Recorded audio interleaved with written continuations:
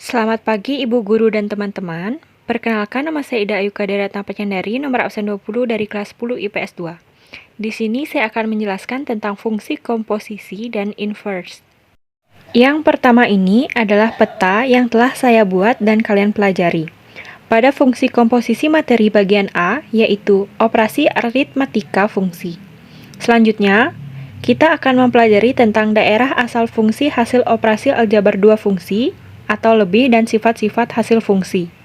Yang pertama, yaitu daerah asal fungsi hasil operasi aljabar 2 fungsi atau lebih.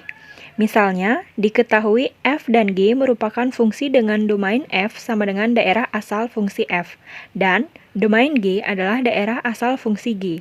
Daerah asal operasi aljabar 2 fungsi sebagai berikut. Yang pertama, daerah asal fungsi f plus gx, yaitu df plus dg sama dengan df irisan dg. Yang kedua, daerah asal fungsi f min gx, yaitu df min dg sama dengan df irisan dg. Yang ketiga, daerah asal fungsi f dikali gx, yaitu df dikali dg sama dengan df irisan dg.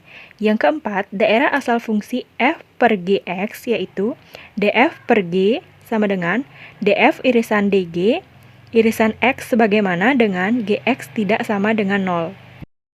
Di sini ada contoh soal. Diketahui fx sama dengan 5x kuadrat, gx sama dengan akar x min 4, dan hx sama dengan 1 per x plus 3. Maka, tentukan daerah asal dari fungsi-fungsi tersebut. Lalu, tentukan daerah asal dari operasi fungsi berikut, yaitu ketika f plus gx dan ketika g dikali hx. Cara yang pertama, kita tentukan dulu daerah asal dari masing-masing fungsi. Pertama, ada fx sama dengan 5x kuadrat, terdefinisi untuk memiliki nilai x anggota bilangan real. Sehingga, domain dari f yaitu x, sebagaimana dengan x adalah elemen bilangan real. Yang kedua ada gx sama dengan akar x min 4, fungsi terdefinisi untuk setiap nilai x min 4 lebih besar atau sama dengan 0, atau dapat juga x lebih besar atau sama dengan 4. Sehingga domain 9 sama dengan x bagaimana dengan x lebih besar dari atau sama dengan 4. X adalah elemen bilangan real. Yang ketiga atau yang terakhir, hx sama dengan 1 per x plus 3, terdefinisi jika penyebutan x plus 3 tidak sama dengan 0, atau dapat juga x tidak sama dengan min 3. Sehingga, domain dari h sama dengan x sebagaimana dengan x tidak sama dengan min 3. X adalah elemen bilangan real. Selanjutnya, kita akan menjawab untuk operasi fungsinya. Yang pertama ada f plus gx. F plus gx sama dengan fx plus gx. Fx tadi 5x kuadrat plus gx tadi akar x min 4. Sehingga daerah asal f plus gx adalah df irisan dg. Seperti yang sudah dipelajari sebelumnya, df sama dengan x sebagaimana dengan x elemen bilangan real, dan dg itu x sebagaimana dengan x lebih dari sama dengan 4. Dan x adalah elemen bilangan real. Sehingga didapatkan hasil x sebagaimana dengan x lebih dari atau sama dengan 4. Dan x adalah elemen bilangan real. Jadi, daerah hasil atau domain dari f plus gx adalah x sebagaimana dengan x lebih besar dari atau sama dengan 4. Dan x adalah bilangan real. Dan untuk yang B, g dikali hx. G dikali hx adalah gx dikali hx. Gx yaitu akar x min 4 dan hx yaitu 1 per x plus 3. Ini dikali sehingga mendapatkan hasil akar x min 4 per x plus 3. Daerah asal g dikali hx adalah dg irisan dh sama dengan x sebagaimana dengan x lebih besar atau sama dengan 4. Dan x adalah elemen bilangan real irisan x sebagaimana dengan x tidak sama dengan min 3. Dan X adalah elemen bilangan real, sehingga didapatkan daerah hasil atau domain dari 9 dikali HX adalah X bagaimana dengan X lebih besar atau sama dengan 4, dan X adalah elemen bilangan real.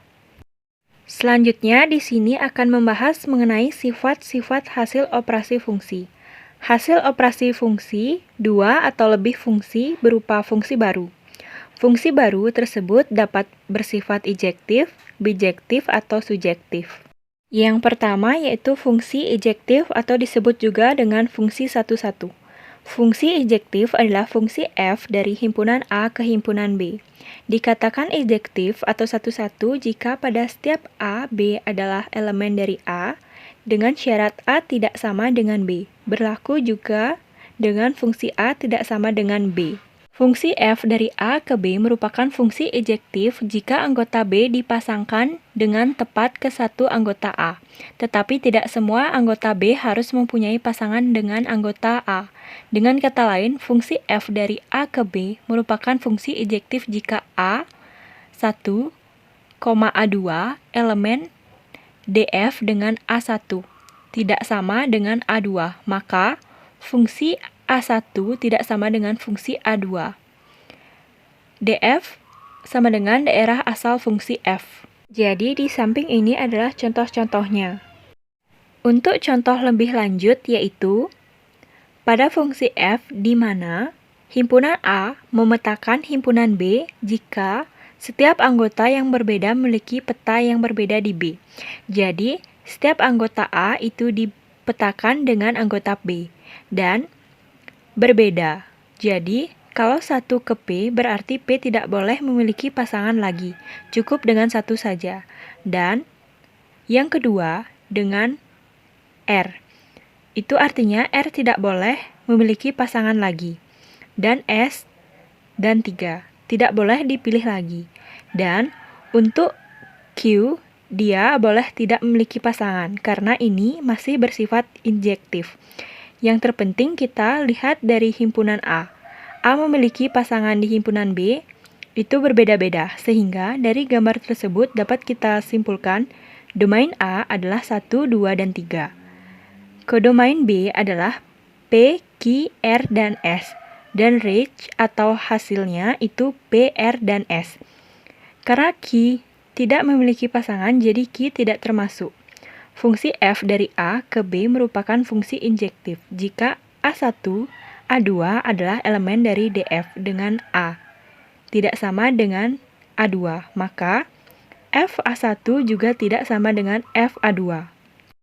Yang kedua ada sifat subjektif. Fungsi subjektif adalah fungsi f dari himpunan A ke himpunan B. Dikatakan subjektif jika kita ambil sembarang elemen B, elemen fungsi B, terdapat elemen A, elemen fungsi A, sehingga FA sama dengan B. Fungsi f dari A ke B merupakan fungsi subjektif jika setiap anggota B mempunyai pasangan dengan anggota A. Jadi, sekarang kita melihat dari himpunan B-nya. Jadi, himpunan B harus semuanya memiliki pasangan dengan himpunan A. Jadi, gambar di samping tidak apa-apa dia memiliki dua pasangan pada himpunan A. Yang penting semuanya memiliki pasangan. Untuk contoh lebih lanjut bisa kita lihat gambar ini. Pada fungsi f di mana A menetapkan B jika setiap elemen di B mempunyai pasangan di A.